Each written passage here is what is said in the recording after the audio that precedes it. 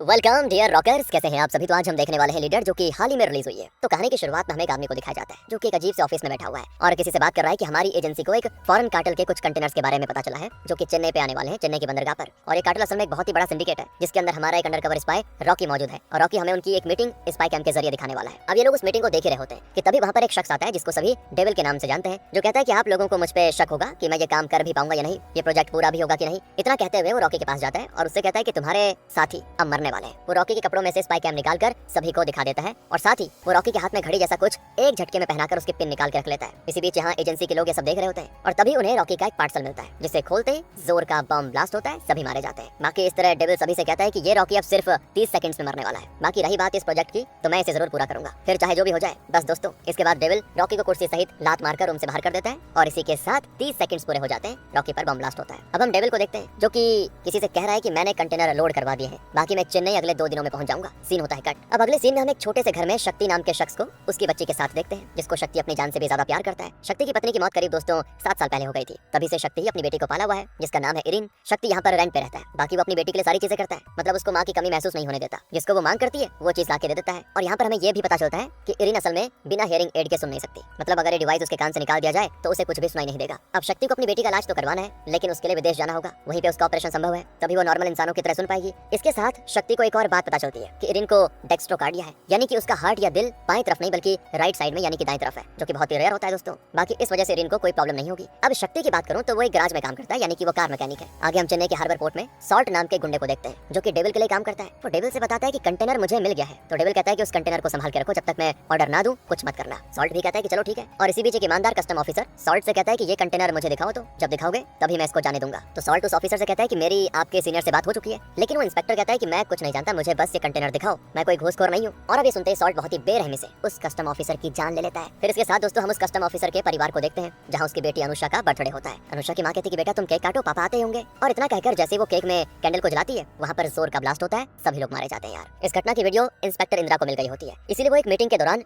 DIG को ये video दिखाते हुए कहती है कि इसी दिन उस कस्टम ऑफिसर को मारा गया था और फिर उसके परिवार को बम ब्लास्ट में खत्म कर दिया गया। इसके पीछे सॉल्ट का हाथ है सर, जरूर सॉल्ट कुछ न कुछ प्लान कर रहा है, इसलिए मैं चाहती हूँ कि सॉल्ट के कंटेनर्स को तलाशी ली जाए। ये सुनकर डीआईजी कहता है कि तुम ये सब मुझे क्यों बता रही हो, ये सब तुम एसपी को बताओ ना। तो इंदिरा कहती है कि बताया था लेकिन कोई फायदा नहीं हुआ। तो डीआईजी कहते हैं कि आज एक नया एसपी यहाँ पे आ रहा है, उसका आज ड्यूटी में पहला दिन है, तुम उसको बताओ क्या करना है। इसके साथ ही दोस्तों सीन होता है एसपी राघव की तरफ शिफ्ट, जो कि पहले मिलिट्री में काम करता था, वहाँ था, लेकिन उसके घर या रिश्तेदार में हर कोई पुलिस में है, तो उन्होंने पुलिस फोर्स ज्वाइन कर ली। बाकी बात करें इंदिरा की तो वो एक ऑफिसर को बताती है कि मुझे सॉल्ट को नहीं बल्कि उस इंसान को पकड़ना है जो सॉल्ट के भी ऊपर है। बाकी मुझे पता चला है कि सॉल्ट ने एक कंटेनर रिसीव किया है हाल ही में। अब ये इन्फो इंदिरा से लेने के बाद वो ऑफिसर सॉल्ट को कॉल करके बता देता है कि इंदिरा तुम्हारे पीछे है, और साथ ही मुझे शक है कि तुम्हारे पास इंदिरा का कोई जासूस बैठा हुआ है जो उसे हर वक्त खबर दे रहा है। ये सुनकर सॉल्ट थोड़ा अलर्ट हो जाता है और गुस्सा भी होता है, फैसला करता है कि इंदिरा को जान से मार डालूंगा। इसी बीच दोस्तों हम इंदिरा की अंडरकवर ऑफिसर फातिमा को देखते हैं जो कि सॉल्ट के पोर्ट में ही उस पे निगरानी रख रही है। इसी दौरान यहाँ पे सॉल्ट के लोगों के पास शक्ति आता है दोस्तों, जो कि पोर्ट में कहीं भी आराम से आ और जा सकता है, तो वो एक कार को यहाँ डिलीवर करके चला जाता है। उसका काम वही है, कार वाला मैकेनिक वगैरह। बाकी बात करें इंदिरा की तो उसने अपना पति खोया है जिसे वो हर पल बेचारी याद करती रहती है। बाकी फिलहाल तो वो अपने पिता के साथ रहती है जिनका नाम नारायण है। अब दोस्तों फातिमा आगे इंदिरा से मिलकर बताती है कि मैं अभी तक सॉल्ट के अड्डे में अंदर नहीं घुस पाई। तो इसी बीच वहाँ वो शक्ति को आते देखकर कहती है कि सॉल्ट के एजेंट्स के पास कई फॉरेन गाड़ियां भी आती हैं, उनकी सर्विस का काम शक्ति करता है, मतलब वही करता है गाड़ियों को लाने जाने का काम, उसकी एंट्री अंदर तक है। अगर किसी तरह से वो हमारे साथ हो जाए तो बस हमारा काम आसान हो जाएगा। अब शक्ति को गाड़ी के करीब आता देखकर इंदिरा और फातिमा बात करना बंद कर देती है और शक्ति देखता है कि इंदिरा अपनी गाड़ी के साथ खड़ी हुई है, तो वो पूछ लेता है आपकी गाड़ी ठीक है कि नहीं, मैं मैकेनिक हूँ, कोई जरूरत हो तो बताइए। तो इंदिरा कहती है देख लो एक बार, और फिर वो चुपके से कार में कुछ गड़बड़ी कर देती है जिसको शक्ति बहुत ही आराम से पकड़ लेता है और कार ठीक करने के बाद वो चला जाता है दोस्तों वहाँ से।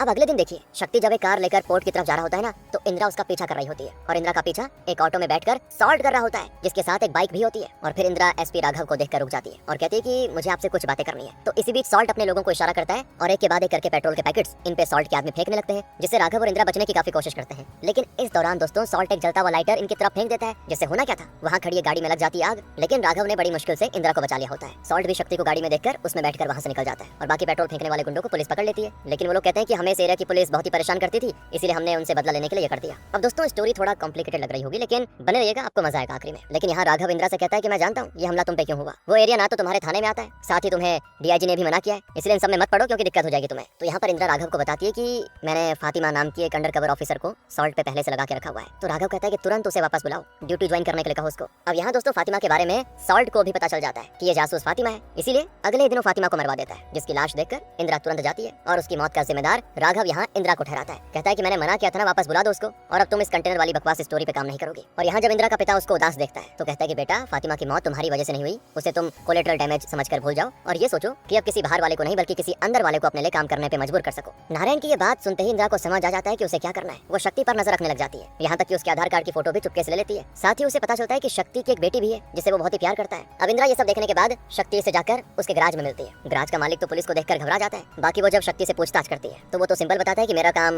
कार को यहाँ वहाँ करना है, बस नॉर्मल काम है मेरा। तो इंदिरा उसको इतना कहती है कि तुम्हें हमारा एक काम करना होगा, किसी एक कार में माइक्रो कैमरा और माइक्रोफोन लगाना होगा और उसको वहाँ डिलीवर करना होगा। तो शक्ति ये काम करने से मना कर देता है, कहता है वो हमारे कस्टमर है और मेरा काम है उनकी कार की सर्विसिंग करना, मैं वही करता हूँ, बस ये सब मैं नहीं कर सकता। बाकी मुझे अपनी बेटी को लेने के लिए स्कूल जाना है तो मैं चलता हूँ। इतना कह के वो चला जाता है। फिर जब वो स्कूल पहुंचता है तो उसे उसकी बेटी इरीन कहीं भी नहीं मिलती। तो शक्ति घबरा जाता है और उसे वहाँ पे मौजूद हर बच्ची में इरीन की शक्ल नजर आती है। तो इरीन तो वहीं पास ही में खेल रही होती है, जो कि खुद शक्ति के पास आ जाती है भागकर। शक्ति भी उसको घर लेकर आ जाता है। और दोस्तों, शक्ति को सभी बच्चों में इरीन की शक्ल क्यों दिखाई दे रही थी, इसका जवाब भी आपको आगे मिलेगा। अगले दिन शक्ति के पास सॉल्ट के आदमी का फोन आता है और वो शक्ति से कहता है कि तुमसे वो इंदिरा क्यों मिलने आई थी। तो शक्ति उसे बताता है कि वो चाहती थी कि मैं जो कार आपको डिलीवर करने वाला हूँ उसमें एक माइक्रोफोन और माइक्रो कैमरा लगा दूं। तो ये सुनकर सॉल्ट के आदमी को विश्वास नहीं होता कि शक्ति सच बोल रहा है। इस पे शक्ति कहता है कि मैं सच बोल रहा हूँ सर, मुझे अपनी बेटे को स्कूल से लेना है तो मैं आपसे बाद में बात करता हूँ, देर हो रही है मुझे। अब शक्ति जब जा रहा होता है तो राघव उससे लिफ्ट मांगते हुए कहता है कि मुझे थोड़ा आगे छोड़ दो प्लीज। शक्ति भी उसको बिठा लेता है साथ में। अब इसी बीच सॉल्ट के आदमी का कॉल लगातार शक्ति को आ रहा होता है और अब उसकी गाड़ी में एक एसपी बैठा हुआ है तो वो कॉल को इग्नोर कर देता है। बाकी दोस्तों, इसके बाद शक्ति राघव को उसकी मंजिल पे छोड़कर आगे बढ़ जाता है। पहले पहुंचता है वो स्कूल ताकि वहाँ अपनी बच्ची को ले सके,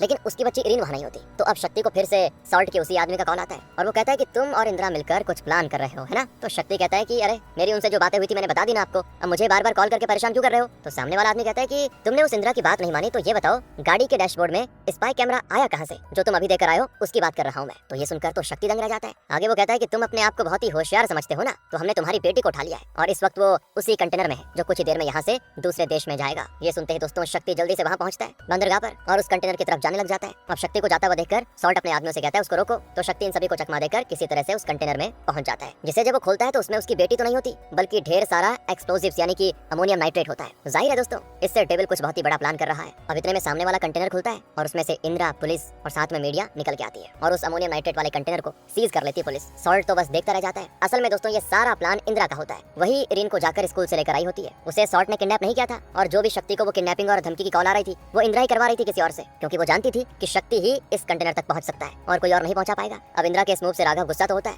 लेकिन वो उसकी तारीफ भी बहुत करता है। साथ ही वो पूरे कंटेनर अपने अंडर में ले लेता है, जो कि होता है एसपी ऑफिस में खड़ा। अब इसके बाद इंदिरा शक्ति से माफी मांगती है और इरीन उसके हवाले कर देती है। शक्ति भी चला जाता है। वो बस इंदिरा से कहता है कि आपको इन सब में मेरी बेटी को नहीं घुसना चाहिए था। और दोस्तों इसी बीच सॉल्ट से डेविल को जब कंटेनर के सीज हो जाने का पता चलता है तो वो सॉल्ट से कहता है कि कुछ भी करके उस कंटेनर को छुड़वा दो और उस मैकेनिक से सावधानी रखो, वो कोई आम आदमी तो नहीं हो सकता। इसी बीच हम शक्ति को उसके ओनर यानी कि गराज के बॉस के पास देखते हैं, जो कि शक्ति से कहता है कि मैं तुम्हारा बॉस हूँ और वो सॉल्ट मेरा बॉस है। तुमने बताओ उसी से दुश्मनी मोल ले ली, अब मैं नहीं जानता तुम कैसे करोगे, बस जल्दी से जाओ और सॉल्ट से माफी मांगो, नहीं तो मैं तुम्हें पक्का नौकरी से निकाल दूंगा। तो उसकी बातें सुनकर शक्ति सॉल्ट के सामने पहुंच जाता है और उसे बताता है कैसे इंदिरा ने उसका इस्तेमाल किया। वो कहता है कि ये सब मैं अपनी बच्ची के लिए कर रहा था। तो उसकी बातें सुनकर सॉल्ट कहता है कि अभी जाओ, कल सुबह मेरे पास आना, क्योंकि अभी मैं तुम्हारी बेटी को मारने के लिए अपने आदमी को भेज रहा हूँ। उसके मरने के बाद कल जब तुम रोते रोते मेरे पास आओगे ना, तब मुझको थोड़ा चैन मिलेगा। सॉल्ट की ये बातें सुनकर शक्ति वहाँ से चला जाता है और ये सारी बातें जाकर वो अपने बॉस को बताता है। उसका बॉस कहता है कि शक्ति अगर सॉल्ट ने कहा है ना तो वो ऐसा जरूर करेगा और तुम एकदम टेंशन फ्री रहो। इसी बीच वहाँ पर एक गाड़ी की डिक्की से शक्ति और उसके बॉस को एक फोन बजने की आवाज आती है, जिसे जब शक्ति खोलता है ना तो उसमें सॉल्ट का एक आदमी पड़ा होता है, जो कि कौन था पता है, वही जो शक्ति की बेटी को मारने आया था, लेकिन शक्ति ने उसे ही मारकर गाड़ी की डिक्की में डाल दिया था। अब शक्ति जैसे उस डिक्की को बंद करता है वैसे ही वहाँ पे आ जाता है राघव, जो शक्ति से कहता है कि कल से तुम एसपी ऑफिस में रोज आकर साइन करके जाओगे, ओके। शक्ति कहता है ठीक है। अब राघव को ये सोचकर बड़ा आश्चर्य होता है कि मैं इसे एसपी ऑफिस आने के लिए कह रहा हूँ और इसे कोई फर्क भी नहीं पड़ रहा। खैर एसपी यहाँ से चला जाता है, जिसके बाद शक्ति का बॉस उसको कहता है कि जितना जल्दी हो सके अपनी बेटी को लेकर यहाँ से चले जाओ, तुम्हारे लिए अब यहाँ रुकना सेफ नहीं है। और दोस्तों जब शक्ति इरीन के साथ जाने वाला होता है तभी उसे सॉल्ट का आता है कॉल, जो उससे कहता है कि तेरे बारे में मैं सब कुछ जान गया हूँ, तेरी बेटी की दोस्त मेरे पास है। और यहाँ पर हम देखते हैं कि सॉल्ट ने अनुषा को किडनैप किया होता है। ये वही अनुषा है दोस्तों जिसकी बर्थडे पार्टी के दौरान ब्लास्ट हो गया था। अब अनुषा उस ब्लास्ट में कैसे मरी और बाकी का उससे क्या रिलेशन है, ये सब आगे कहानी में रिवील होगा। अभी आप बस सुनते रहिएगा। तो अभी के लिए अनुषा को सॉल्ट ने किडनैप कर लिया है, जिसको देखकर इरीन शक्ति से कहती है कि पापा ये तो अनुषा है। तो अब सॉल्ट शक्ति से कहता है अगर तुम इस बच्चे को बचाना चाहते हो, सिंपल सी बात है, तो तुम आज जाकर उस कंटेनर को छुड़ा लेके आओ। अब शक्ति क्या ही करता, उसको ये काम करना पड़ता है। और अब इसी बीच एक पुलिस वाला जो कि सॉल्ट से मिला होता है, वो चुपके से उस कंटेनर को सॉल्ट के आदमी के हवाले करने का प्लान बनाता है। लेकिन जब वो खोल के देखता है तो वहाँ वो कंटेनर नहीं होता, क्योंकि राघव ने पहले दोस्तों अदला बदली कर दी थी कंटेनर्स की, ताकि किसी को भी पता ना चले रियल कौन सा है और अनरियल कौन सा है, क्योंकि राघव को पता था कि सॉल्ट जरूर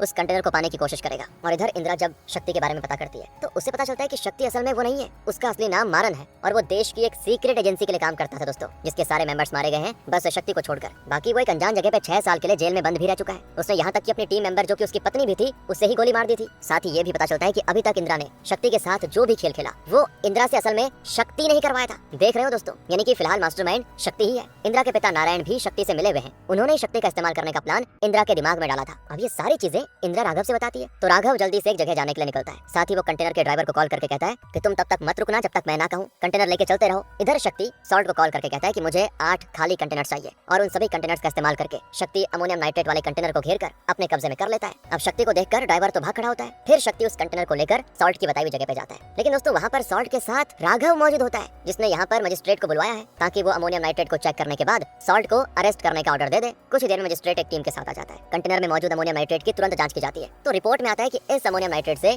कोई खतरा नहीं है, ये बहुत ही माइल्ड है और खेती वगैरह में फर्टिलाइजर के तौर पर इस्तेमाल होता है। असल में मजिस्ट्रेट को डेविल ने पैसे देकर अपनी तरफ कर लिया था पहले, इसीलिए मजिस्ट्रेट नकली रिपोर्ट बनवाता है और साथ ही जाते हुए वो राघव से कहता है कि सुनो, कल सुबह तुम्हें इसका खामियाजा भुगतना पड़ेगा क्योंकि तुमने मेरा टाइम खराब किया है। अब यहाँ पर सॉल्ट शक्ति के साथ जाने लग जाता है तो राघव सॉल्ट से कहता है कि शक्ति कहीं नहीं जाएगा, मैं इसे अरेस्ट करूंगा। ये सुनकर सॉल्ट उसको छोड़कर चला जाता है। अब वो उस कंटेनर को लेके जा ही रहा होता है तो शक्ति तुरंत उस कंटेनर में आग लगा देता है और ये आग शक्ति ने उसी तरह केक से लगाई होती है क्योंकि केक उसने पहले ही कंटेनर के अंदर रख दिया था और शक्ति के ऐसा करते ही पूरा कंटेनर ब्लास्ट हो जाता है, जिसमें सॉल्ट की भी तुरंत मौत हो जाती है। फिर यहाँ से दोस्तों शक्ति भाग निकलता है। अगली सुबह अब राघव की बारी थी, उसको कर दिया जाता है सस्पेंड। बाकी इसके बाद राघव बोलता है कि मुझे वर्दी और गन वगैरह हैंड ओवर करने के लिए 6 घंटों का समय मिला है और इन 6 घंटों में मैं उस शक्ति को ढूंढ निकालूंगा जिसका असली नाम है मारन। तो राघव इंदिरा के साथ उसके पिता नारायण से मिलने पहुंच जाता है, जिससे इंदिरा कहती है कि आप इस शक्ति से मिले हुए थे, आपने उसके साथ मिलकर मुझे भी धोखा दिया, लेकिन क्यों? तो इस पर नारायण कहता है कि शक्ति का असली नाम तुम लोग जान ही गए होंगे, उसका असली नाम है मारन। एक सीक्रेट एजेंसी जिसमें 12 लोग ही थे, इस एजेंसी का काम होता था उन लोगों को मारना जो कि रॉ या मिलिट्री को डबल क्रॉस कर रहे हैं और इस टीम का लीडर मैं था। बाकी इस टीम में मीरा ने आखिरी मेंबर के तौर पे ज्वाइन किया था। मीरा और मारन को एक मिशन दिया गया जिसमें उन्हें अगले 2 सालों के लिए एक जगह पर पति पत्नी बनकर रहना होगा और कुछ लोगों को मारना होगा जो कि मतलब मिलिट्री को धोखा दे रहे हैं उन लोगों को। दोस्तों मारन और मीरा इस मिशन के तहत साथ में रहने लग जाते हैं। उनके पड़ोसियों तक को ये विश्वास हो जाता है कि दोनों पति पत्नी हैं। मीरा ने सभी को इसके बारे में बता दिया होता है, इस बारे में मतलब कि वो पति पत्नी है। लेकिन समय के साथ मीरा और मारन एक दूसरे को सच में पसंद करने लग जाते हैं और फिर मीरा कुछ ही दिनों के बाद हो जाती प्रेग्नेंट, जिसके बाद वो एक बेटी को जन्म देती है जिसका नाम वो और मारन मिलकर इरिन रखते हैं। फिर मीरा की माँ के कहने पे दोनों की असली में शादी भी हो जाती है। इसके बाद मीरा और मारन के साथ उनकी पूरी टीम को एक मिशन मिलता है जिसके तहत उन्हें चरण राज नाम के एक रॉ एजेंट को मारना होगा जो कि पाकिस्तान में अंडरकवर बन के गया था, लेकिन अब वो पाकिस्तान के साथ दे रहा है, मतलब उन्हीं के साथ मिल गया, जबकि उनके खिलाफ के लिए उसको जाना था। और फिर मारन और उसके साथी चरण राज को घेर लेते हैं। ये चरण राज अपने बेटे को भागने के लिए कहता है, जिसके बाद चरण राज की भी इस मिशन के तहत मौत हो जाती है। अब चरण राज का जो बेटा बच गया था वो बनता है डेविल और डेविल अब फैसला करता है कि वो इस स्क्वाड के सभी लोगों को मारकर अपना बदला लेगा। इस तरह वो मारन की टीम के 5 लोगों को मार देता है, पर किसी को नहीं पता होता कि ये डेविल आखिर है कौन और चाहता क्या है। इसी बीच लार्जे नाम के देश में दोस्तों आम लोग सिविल वॉर के बाद गवर्नमेंट पे हावी हो जाते हैं, उनका विरोध करते हैं और अब इन लोगों ने यूनिवर्सिटी में सभी बच्चों को हॉस्टेज बना लिया होता है और जो 42 स्टूडेंट्स होते हैं वो इंडियन स्टूडेंट्स होते हैं जो कि यहाँ पे पढ़ने के लिए आए थे। अब मारन की टीम इन बच्चों को बचाने के मिशन पे निकल जाती है। मीरा भी अपनी माँ के पास अपनी बेटी को छोड़कर मारन के साथ चली जाती है। दोस्तों इसके बाद मारन की टीम को लेने के लिए रॉबर्ट नाम का एक डॉक्टर आता है जो कि उन्हें अपनी एम्बुलेंस में बिठा के हॉस्पिटल लेके जाता है। अब इस दौरान उसको रिबेलियंस गोली भी मार देते हैं, लेकिन ये गोली रॉबर्ट के कंधे पे लग जाती है। अब यहाँ पर हम साफ देख पाते हैं कि रॉबर्ट ही असली डेविल है। दोस्तों मारन और मीरा को भी पता चल जाता है कि डेविल भी यहीं इसी देश में मौजूद है। मारन मीरा से कहता है कि अभी ये बात तुम किसी से मत बताना, मतलब ये वाली बात दोस्तों कि डेविल भी यहीं इसी देश में है। कहता है फिलहाल किसी को मत बताना, अभी हमारा काम है उन 42 बच्चों को बचाना। तो मीरा कहती है कि मुझे इस रॉबर्ट पे शक है, मैंने उसे फोन पर किसी से बात करते हुए देखा था। तो मारन कहता है कि मेरे पास एक प्लान है और फिर वो मीरा को अपना प्लान बताते हुए कहता है मैं सबसे कहूंगा कि तुम हमें एयरपोर्ट पे मिलोगी, लेकिन तुम रॉबर्ट के पीछे जाओ और उस पे नजर रखो। इसके बाद मारन बाकी टीम मेंबर्स को प्लान बताता है कि स्टूडेंट्स को बचाने के लिए हमें यूनिवर्सिटी में घुसना होगा, जहाँ पर बलविंदर तुम सुरंग से होते हुए जाओगे और हमें बताओगे वहाँ की सिचुएशन के बारे में। बाकी 2 लोग मेन डोर से अंदर घुसेंगे और रिबेलियंस पे हमला करके सभी बच्चों को छुड़ाकर हम गाड़ी के जरिए उनको एयरपोर्ट 6 बजे तक पहुंचा देंगे। एक प्लेन ही है जिसको हमें पकड़ना होगा, यानी प्लेन 6:20 तक टेक ऑफ कर जाएगा, उससे पहले हमें बच्चों को उस पर चढ़ाना होगा ताकि वो यहाँ से सेफली निकल सके। अब उसके बाद मारन को मीरा का कॉल आता है जो उसे बताती है कि रॉबर्ट असल में डेविल नहीं है और उसके इतना कहते ही वहाँ टनल में मौजूद बलविंदर को गोली मार दी जाती है और पीछे से मीरा को इंजेक्शन देकर उसे बेहोश कर दिया जाता है। फिर मारन बलविंदर की मौत के बारे में सभी से बताता है और ये भी कि मीरा भी वहाँ मौजूद थी। अब मीरा को तो दोस्तों एयरपोर्ट भेजा गया था ना, तो वो वहाँ टनल में क्या कर रही थी? यही चीज अरविंद नाम का आदमी मारन से सवाल करता है। वो कहता है कि कहीं मीरा हमें डबल क्रॉस तो नहीं कर रही, जिस पर मारन कहता है कि मैंने ही उसको रॉबर्ट के पीछे भेजा था, समझे बात को,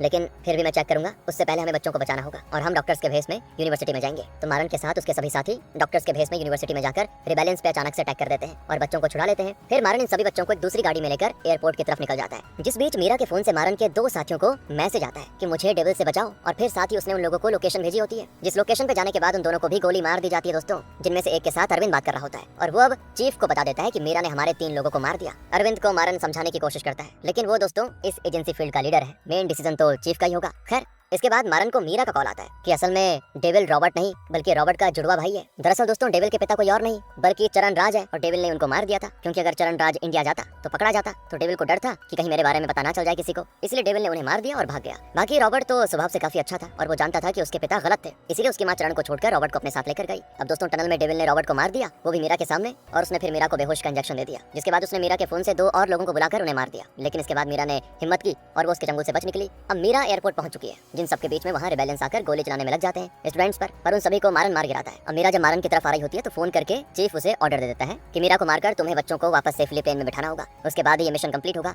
दोस्तों ये चीफ कौन है ये हमें नहीं दिखाया जाता। अब मारन क्या ही करता क्योंकि प्लेन टेक ऑफ करने में सिर्फ 5 मिनट बाकी बचे होते हैं और वो ना चाहते हुए भी मीरा को गोली मार देता है, जिससे उसकी हो जाती है मौत। पर तभी वहाँ पे डेविल आ जाता है जो मारन के बचे हुए 2 साथियों को मार गिराता है और ये देखकर मारन जल्दी से टाइम रहते बच्चों को प्लेन में बैठने के लिए कहता है। बाकी डेविल निशाना चुकने की वजह से मारन को नहीं मार पाता। इस तरह प्लेन बच्चों को लेकर उड़ जाता है। और रही बात मारन की तो उसको अलार्जा में पकड़कर जेल में डाल दिया जाता है, जहाँ मारन 6 साल रहता है। दोस्तों मारन को नारायण ने उसकी बेटी की तस्वीर भिजवाई, लेकिन इस वजह से मारन के अंदर एक अलग ही कंडीशन डेवलप हो गई। वो जब भी परेशान होता उसे हर किसी की बच्ची में अपनी बेटी इरिन का चेहरा नजर आता। असल में मारन ने मीरा की जान ली ना। ये बात जब मीरा की माँ को पता चलती है तो वो इरिन को यही बताती है कि तुम्हारे पापा ने तुम्हारी माँ को मार दिया, लेकिन वो इरिन को उसके पिता की फोटो नहीं दिखाती। हालांकि इरिन अपने पिता से बहुत ही ज्यादा नफरत कर देती है ये सुनने के बाद। और जब मारन जेल से आजाद हुआ दोस्तों तो उसको पता चला कि मीरा की माँ की मौत के बाद इरिन असल में एक अनाथ आश्रम में है। तो वो अपनी बेटी को देखने उस अनाथ आश्रम में गया, जहाँ पर उसको रेणुका नाम की लेडी मिली जो मारन को देखकर उसे पहचान जाती है। असल में अलार्जा में जिन 42 बच्चों की जान मारन ने बचाई थी उनमें से रेणुका भी एक थी, इसलिए वो मारन को बहुत ही अच्छे से पहचानती थी। अब मारन ने रेणुका को सारी सच्चाई बता दी होती कि ऐसे ऐसे हुआ, मैं बस अपनी बेटी को अपने पास रखना चाहता हूँ। तो रेणुका आश्रम के ओनर से बात करके मारन को वहाँ के अकाउंटेंट की नौकरी दिलवा देती है ताकि मारन इरिन के पास रह सके। अब वहाँ पर मारन को पता चलता है कि इरिन असल में सुन नहीं सकती, इसीलिए वो इरिन के लिए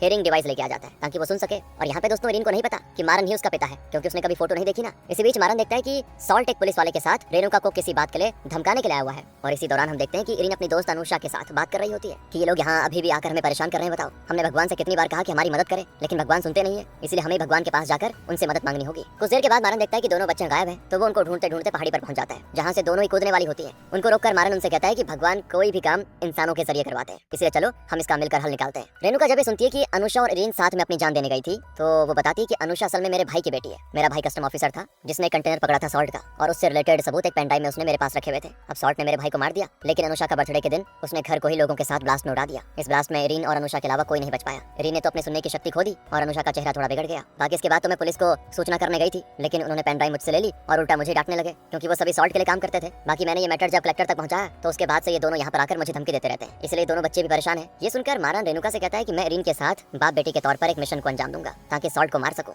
अब रेणुका ने इस बारे में आश्रम के ओनर से पूछा तो उन्होंने इसकी परमिशन दे दी थी। मतलब कि अब दुनिया के सामने इरिन को मारन को ही पापा बोलना पड़ेगा, बाकी उसको नहीं पता कि मारन उसका असली पिता है। दोस्तों ये कहानी बताने के बाद नारायण कहता है कि मैंने ही अलार्जिया में मारन को रॉबर्ट से मिलवाया था जो कि मेरी बेटी इंदिरा का पति है, और मैंने इंदिरा से झूठ बोला कि रॉबर्ट एक एक्सीडेंट में मारा गया, बल्कि उसे तो उसके जुड़वा भाई ने मार दिया था जो कि कोई और नहीं डेविल है। और अब डेविल यहाँ आ चुका है किसी बड़े प्लान को अंजाम देने के लिए। बाकी मारन ने फिर क्या और कैसे किया ये तो आप सभी जानते हैं। ये सारी कहानी सुनने के बाद राघव कहता है कि मारन कोई भी हो लेकिन मैं उसे नहीं छोड़ूंगा, इतना कहकर वो चला जाता है। इसी बीच डेविल को भी मारन की फोटो मिल जाती है और उसे भी मारन की सच्चाई पता चल जाती है। बाकी वो खुद यहाँ पर आ चुका है तो वो कहता है कि मारन ने तो सिर्फ एक ही कंटेनर को ब्लास्ट किया, ऐसे ही कई कंटेनर इस पूरे पोर्ट पे पिछले 2 सालों से आ रहे हैं और मैं उन सभी को एक साथ ब्लास्ट करके इस पूरे बंदरगाह को नक्शे से मिटा देना चाहता हूँ क्योंकि ये इंडिया का सबसे बड़ा बंदरगाह है। इसके खत्म होते ही इंडिया की इकोनॉमी पर काफी असर पड़ेगा, इसलिए ध्यान रहे सभी कंटेनर एक साथ ब्लास्ट करने चाहिए। बाकी अभी मुझे उस मारन का खेल खत्म करना है, उसकी और उसकी टीम की वजह से मुझे अपने पिता को मारना पड़ा। उसकी टीम को तो मैं पहले निपटा चुका हूँ, बस अब उसकी बारी है। इसी बीच दोस्तों मारन इरिन और अनुषा को लेकर आश्रम पहुंच जाता है। फिर वो अनुषा को आगे का प्लान बताता है। फिर वो कहीं जा रहा होता है कि तभी वहाँ पर उसको राघव पकड़ लेता है। वो मारन को गाड़ी में टक्कर मारकर रोकने की कोशिश करता है, लेकिन मारन गाड़ी से भागने का ट्राई करता है दोस्तों, जिसे राघव रोकने के लिए चलती गाड़ी में चढ़ जाता है और अब गाड़ी हो जाती है आउट ऑफ कंट्रोल, खाई में गिरने लग जाती है, जो देखकर मारन और राघव दोनों ही नीचे कूद जाते हैं। मगर राघव भी खाई में गिरने वाला होता है, लेकिन दोस्तों मारन किसी तरह उसे बचा लेता है। तब जाकर उसे मारन पर विश्वास होता है। मारन राघव से कहता है कि इस बंदरगाह में कई सारे ऐसे कंटेनर्स हैं जिनमें एक्सप्लोजिव्स हैं, उन सभी में मैंने जीपीएस डिवाइस लगाया हुआ है, वो आपको आराम से मिल जाएगा।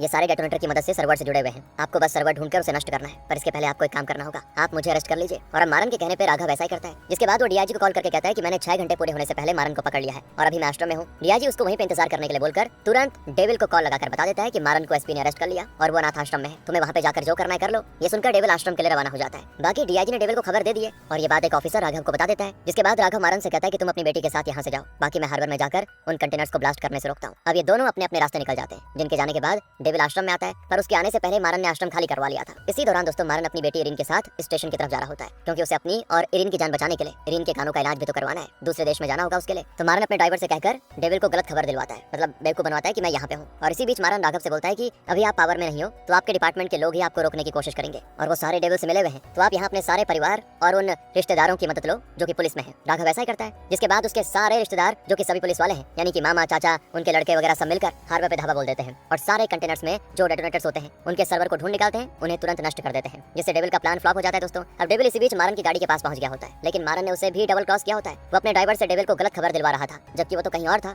बाकी मारन ने डेविल का भी इंतजाम किया होता है। उसने इंदिरा को डेविल के बारे में बता दिया था कि वो कब और कहां मिलेगा, और यहाँ इंदिरा अपनी फोर्स के साथ उसका इंतजार कर रही होती है। थोड़ा गोलीबारी होने और डेविल के हाथ में गोली लगने के बाद उसे वो अरेस्ट कर लेती है, उसको गाड़ी में बिठाकर पुलिस स्टेशन लेके जाने लग जाती है। और दोस्तों इंदिरा को मारन ने ये मौका इसीलिए दिया ताकि वो डेविल से अपने पति की मौत का बदला ले पाए। इसके बाद जब मारन इरिन के साथ ट्रेन पे चढ़ता है, क्योंकि उसको जल्दी से फ्लाइट पकड़नी है, लेकिन होता यह कि पूरी ट्रेन को कुछ लोग हाईजैक कर लेते हैं और फिर हम डेविल को मारन के सामने देखते हैं, जिसने रेणुका को गन पॉइंट पे लिया होता है। मारन बड़ा कंफ्यूज हो जाता है कि अगर ये डेविल है तो वहाँ इंदिरा के साथ कौन है। तो इस पर दोस्तों मारन के सामने खड़ा हुआ डेविल हंसते हुए कहता है, मेरे पिता के 2 जुड़वा नहीं बल्कि 3 औलादे थी और हम तीनों सेम शक्ल के थे। रॉबर्ट को माँ लेकर अलग हो गई और पिताजी के साथ हम दोनों रह गए। बाकी पापा को मैंने मारा और रॉबर्ट को मेरे भाई ने। दोस्तों यहाँ पर आपको कंफ्यूजन ना हो, इसीलिए हम मारन के साथ जो डेविल है उससे डेविल 1 और जो डेविल इंदिरा के साथ है उसे डेविल 2 बोलेंगे। तो अब डेविल 1 पूरी ट्रेन को हाईजैक कर चुका है और ये देखकर मारन उसके लोगों से लड़ना शुरू कर देता है। इस लड़ाई के दौरान वो इरिन को टॉयलेट में छिपा देता है ताकि उस पे कोई आंच ना आए। फिर आखिर में डेविल 1 इस पे काबू पा लेते हैं। पहले तो डेविल 1 मारन को बहुत ही मारता है और फिर वो रेणुका का सर भी बहुत तेज से फाड़ देता है दोस्तों। इस बीच डेविल 1 देखता है कि इरिन टॉयलेट में बंद है, तो वो उसे भी बाहर निकालकर उसको बता देता है कि तुम्हारे पिता ने ही तुम्हारी माँ को गोली मारी थी बेटा, और वो आदमी यही मारन है, तुम्हारा असली पिता। ये सुनकर इरिन अपने पिता यानी कि मारन की तरफ बढ़ती है और उसे अपने बैग से निकालकर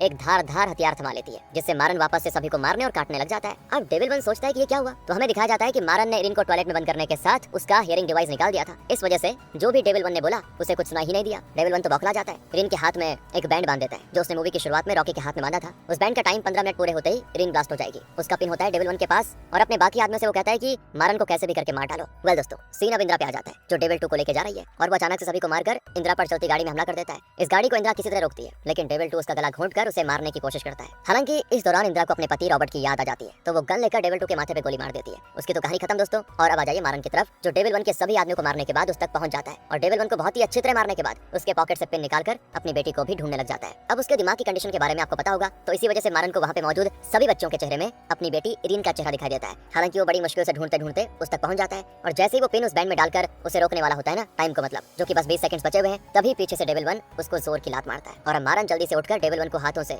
उठा के सीधे सामने की तरफ पटक देता है। फिर अचानक वहाँ पर खड़े एक आदमी की गन से उसी के सर को उड़ा देता है। इसी बीच डेविल 1 को अपने हाथों में कुछ महसूस होता है और वो देखता है कि ये तो वही बैंड है जिसे उसने इरिन के हाथ में बांधा था। असल में मारन ने बड़ी फुर्ती दिखाते हुए डेविल के लात मारने से पहले उस बैंड में पिन डालकर उसे निकाल भी लिया था और डेविल के हाथों में पहना भी दिया था। तो वो डेविल से कहता है कि मैंने अपनी पत्नी की जान नहीं ली, बल्कि वो जिंदा है और मेरा और अपनी बेटी का इंतजार कर रही है। इतना कहकर वो डेविल को लात मारने के बाद उसे गोली मार देता है और डेविल ट्रेन का शीशा तोड़कर बाहर आ जाता है, जिसके साथ ही बॉम्ब भी ब्लास्ट होता है और वो खत्म। अब आगे हमें दिखाया जाता है कि जब मारन ने मीरा को गोली मारी थी तो उसका हार्ट लेफ्ट साइड नहीं राइट साइड है, ठीक इरिन की तरह। ये चीज मारन को पता होती है, इसीलिए उसने इस तरह गोली चलाई। बाकी मारन एयरपोर्ट में नहीं पकड़ा गया था, बल्कि उसने सभी लोगों को वहां मारा, फिर मीरा को लेकर हॉस्पिटल गया और जब मीरा पूरी तरह ठीक हो गई तब जाकर उसे हॉस्पिटल से पुलिस पकड़ कर लेकर गई और जेल में बंद कर दिया। उसके बाद मीरा को नारायण ने बाहर भिजवा दिया, जो कि अभी जिंदा है दोस्तों। लेकिन मारन नहीं चाहता था कि उसके बारे में किसी को भी पता चले और फिर उसके बाद तो नारायण ने एक लाश में मीरा का मास्क लगाकर उसके घर भिजवा दिया, जिससे उसकी माँ और बाकी लोगों को मीरा की मौत का विश्वास हो गया। अब आखिर में हम इरिन को मारन के साथ देखते हैं, जो कि इरिन को बता देता है कि मैं ही तुम्हारा असली पिता हूँ बेटा और तुम्हारी माँ मीरा जिंदा है। अपनी माँ को सामने देखकर इरिन उसके गले लग जाती है, क्योंकि वो मीरा को पहचानती थी। उसने मीरा की फोटो देखी थी। कुछ दिनों के बाद मारन को राघव को कॉल आता है, जो कि मारन से कहता है कि तुम्हारा ये मिशन तो पूरा हो गया। तो मारन कहता है कि अभी तो सिर्फ डेविल खत्म हुआ है, वो नहीं जिसकी मुझे तलाश है। मैं आज तक नहीं जान पाया हूँ कि हमारा चीफ कौन था जिसने मुझे मीरा को खत्म करने का ऑर्डर दिया था। इसीलिए मैंने मीरा की मौत का सभी को विश्वास दिलाया, क्योंकि उसकी जान को खतरा था। मैं उस इंसान को छोड़ूंगा नहीं। डेविल तो सिर्फ प्यादा था, असली खिलाड़ी तो कोई और ही है। और मूवी के लास्ट सीन में दोस्तों हमें उस चीफ को दिखाया जाता है, जो कि अभी भी अंधेरे में बैठा हुआ है। उसकी शक्ल नहीं दिखाई जाती, लेकिन वो कहता है कि मुझे मालूम है अब मारन मेरे पीछे आएगा, और ये जानने के लिए कि मैंने मीरा को मारने का ऑर्डर क्यों दिया। इसी ट्विस्ट के साथ दोस्तों खत्म हो जाती कहानी, नहीं बताया जाता। बाकी जैसे कुछ अपडेट आता है आपके सामने लेकर आ जाएंगे। मिलते हैं आपसे अगली वीडियो में। ध्यान रखिए अपना। Thanks for watching.